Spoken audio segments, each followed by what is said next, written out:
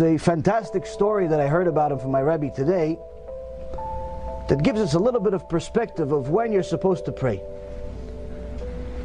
One Chabadnik comes to the Rebbe many years ago and he says, Kvod Harav, listen, they're having a big kinnis, a big speech of all these big rabbis and from all over the world. They're bringing people from Europe, from this, from that, and for America they invited me. I'm not at the level of these big rabbis, but they invited me to speak. And they not only invited me, they invited me to speak as the main keynote speaker after the biggest rabbi in the world. So the Lubavitcher Rebbe says to him, Chazak u'Baruch, good for you. He goes, I don't know what to say. What am I going to say in front of all these big rabbis? He says, this is what you say. And he tells them, listen, the Rambam says Halacha XYZ. But the Rambam himself, in a different book, he contradicts himself. But this is why.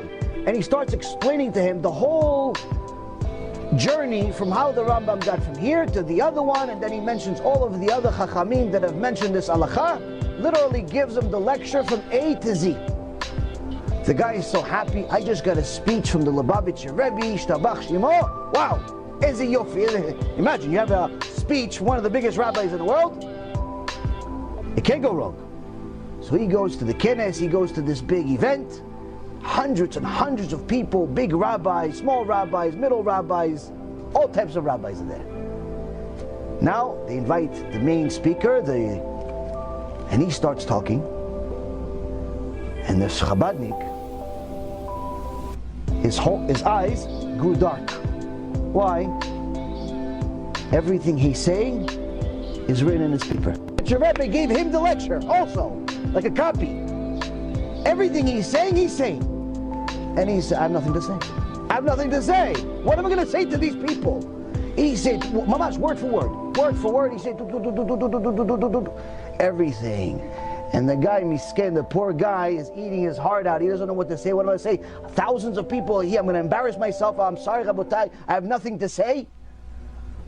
Because you can't just tell them, listen, guys, you should have emunah in Hashem, and you should tell your keilah to keep Shabbat. These are rabbis. You have to give them something special. He doesn't know what to say. And he hears the big rabbi saying everything word for word, but then he stops in the middle. And he says, I'm sorry, I can't continue. I don't feel well.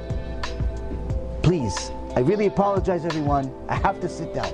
So the MC comes up, he goes, hey, Rabotai, I'm sorry, the rabbi can't continue anymore, but we'll have our next speaker come up and speak for us.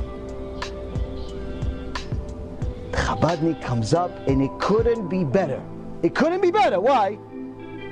Everybody's saying, wow, we had such a great speech. We're left in the middle, like at the climatic event.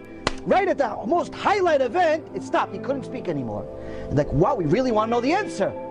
I wish we knew the answer. Then this guy says the rest of the speech. And everybody's like, wow, what a genius. Without preparation, he already knew what he's going to bring, and he finished the whole equation. Wow, they praised him, they recommended him. He became the most famous rabbi. So then the Rebbe actually said that had the speech. He told a story, and I believe in Israel, just this maybe last few days.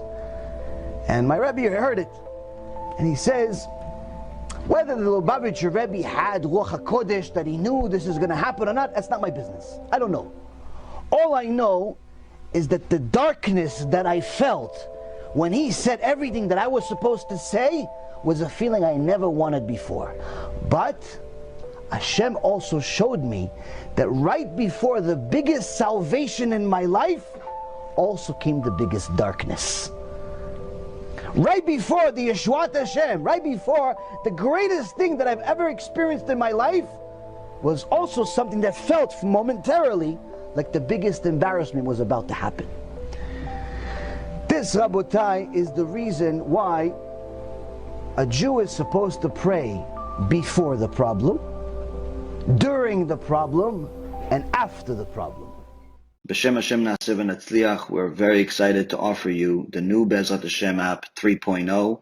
It's a newer, faster app full of Torah, lots of Kedusha by the shiurim that we do, myself, Rabbi Ephraim, Rav Chaim, where you'll have also newer features where you're able to use the app while you're using other applications on your phone. You'll be able to share the lectures directly from the app. You'll be able to donate online and support our Kiruv and our Torah work that we're doing. And the most exciting feature is that you'll be able to actually ask questions directly on the app and get answers from the rabbis directly from the app. This is something unprecedented, and Baruch Hashem will be able to offer it. Thank you again for all of your support. Check it out. Make sure you have the kosher Torah that will re-energize your neshama each and every single day. Call to B'chava Tzlacha.